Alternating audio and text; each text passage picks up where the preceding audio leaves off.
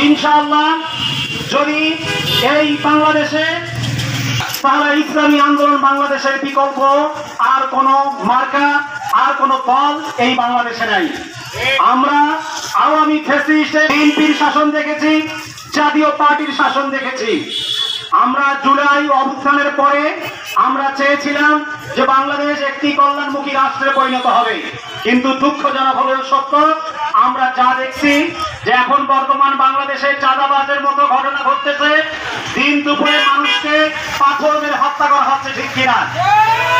এই সমস্ত বিষয় থেকে বাংলাদেশকে মুক্ত করতে হলে ইসলামের কোনো বিকল্প নাই।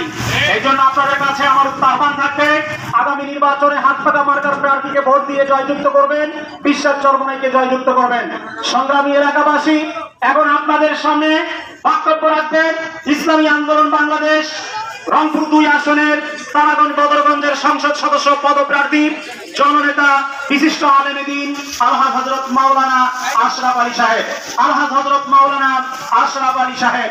নারায়ে তাকবীর, আল্লাহু আকবার, নারায়ে তাকবীর, আল্লাহু আকবার, নারায়ে তাকবীর, আল্লাহু আকবার। ইসলামী আন্দোলন বাংলাদেশ জিন্দাবাদ, জিন্দাবাদ, জিন্দাবাদ, জিন্দাবাদ। ইসলামী আন্দোলন বাংলাদেশ নেতা নয় নীতি চাই, পীর সাহেব চরমনাই, পীর সাহেব চরমনাই, নেতা নয় নীতি চাই, যোগ্য নেতা পাইছি ভাই, পীর সাহেব চরমনাই, পীর সাহেব চরমনাই, যোগ্য নেতা পাইছি ভাই।